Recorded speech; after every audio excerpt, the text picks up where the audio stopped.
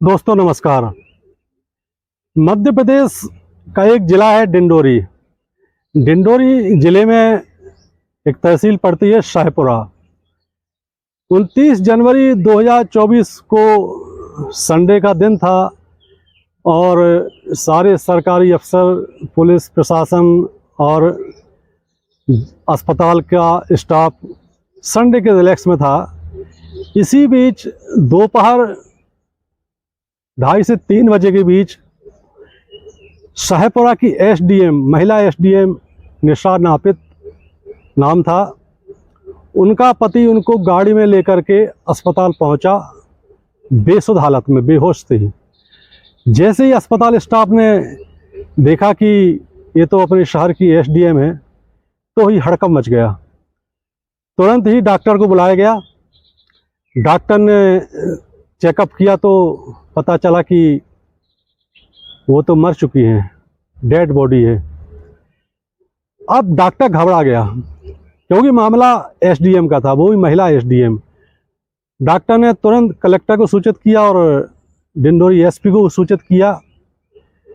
SP खबर पाते ही ASP और सीएसपी और टीआई को तुरंत उन्होंने फ़ोन किया और तुरंत मौके पर पहुंचे।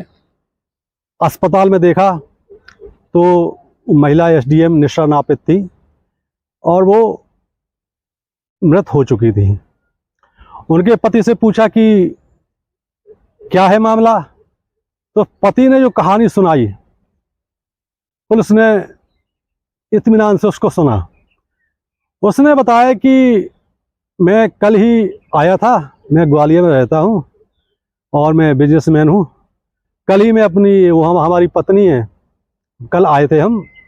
रात में हमने देखा कि एसडीएम मैडम को कुछ सर्दी जुकाम जैसा है और हमने इनको मना भी किया, लेकिन इन्होंने खाना खाने के बाद 2 अमरूद खा लिए और रोकने के बावजूद इन्होंने 1 गिलास पानी पी लिया उसमें।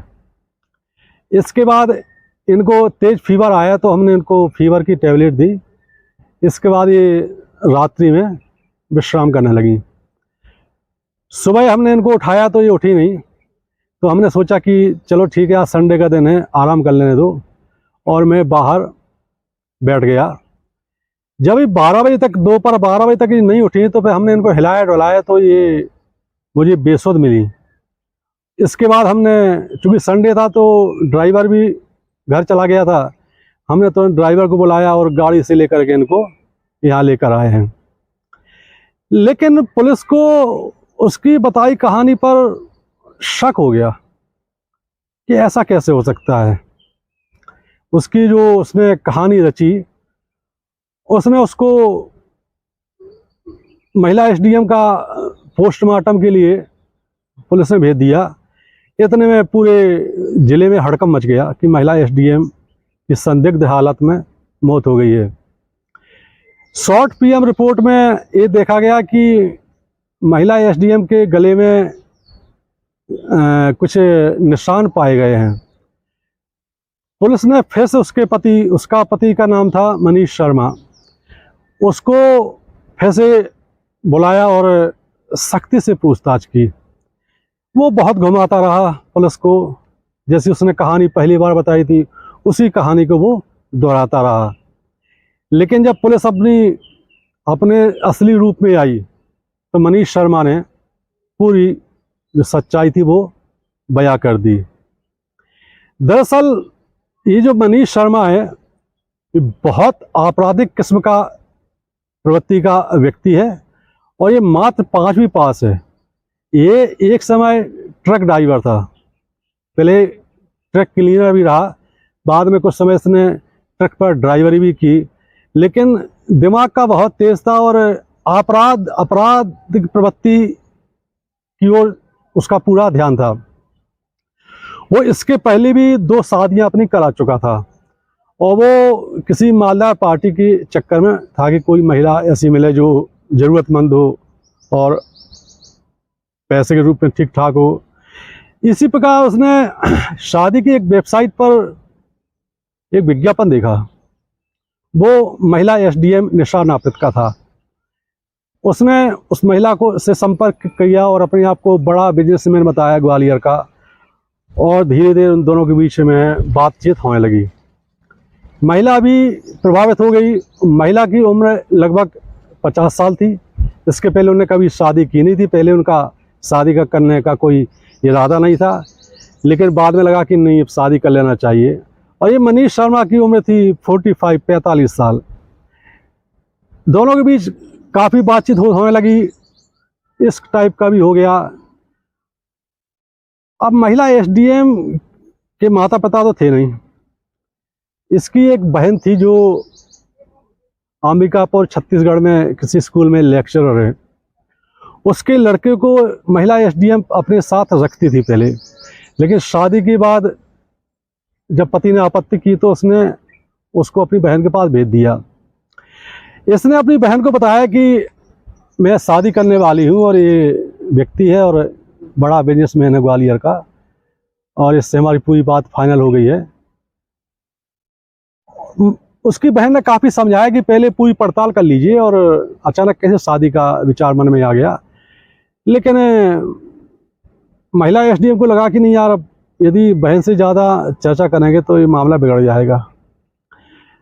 बहन ने यह भी कहा कि जिस व्यक्ति से आप शादी करने वाली, एक बार मेरी मुलाकात उससे कराओ, हम भी देखें भाई कौन है क्या है।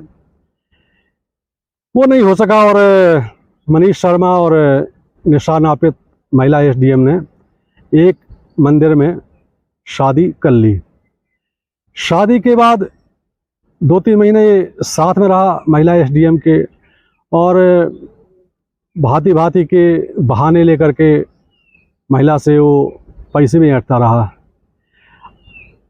3 महीने बाद महिला एसडीएम को लगा कि यार ये व्यक्ति के साथ में गलत फंस गई हूँ, ये व्यक्ति ठीक नहीं है, और वो वहाँ पे लगातार रहता भी नहीं था। उसने महिला एसडीएम से कई किस्तों में लाखों रुपए वसूल लिए, कभी किसी बहाने से, कभी किसी बहाने से। महिला एसडीएम भी फंस गई थी, देती रही उसको। उसका पूरा प्रयास ये था कि आपकी जो सर्विस डायरी है और बैंक अकाउंट वगैरह है और जो भी आपकी प्रॉपर्टी है उसमें नॉमिनी मुझे बनाओ, क्योंकि मैं आपका पति हूँ। लेकिन महिला उसकी चाल समझ चुकी थी।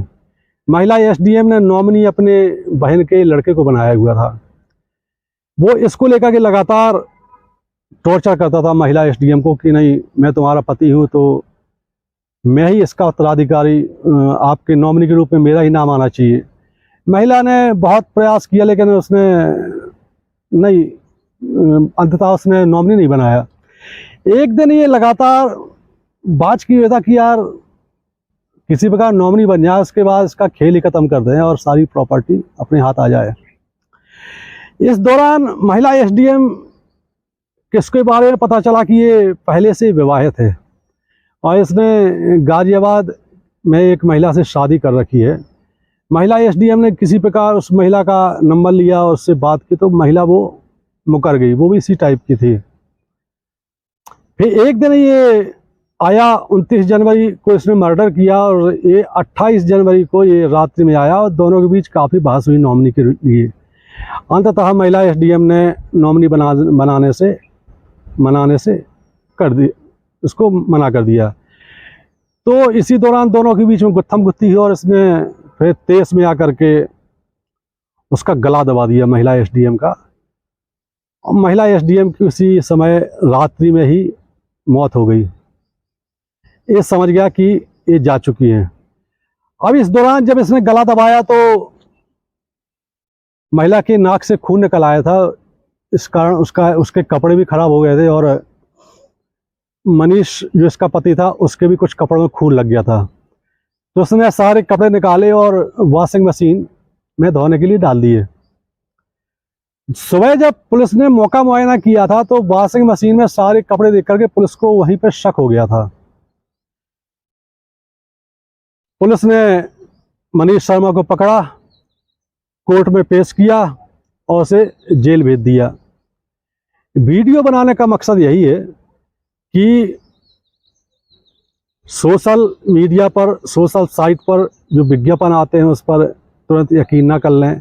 एक तो चक्कर में पड़ी ना, शादी जैसे गंभीर मसलों पर पारिवारिक सहमति और पूरी पड़ताल करने के बाद ही किसी को जीवन साथी बनाएं, वरना आप धोखाधड़ी के शिकार हो सकते हैं।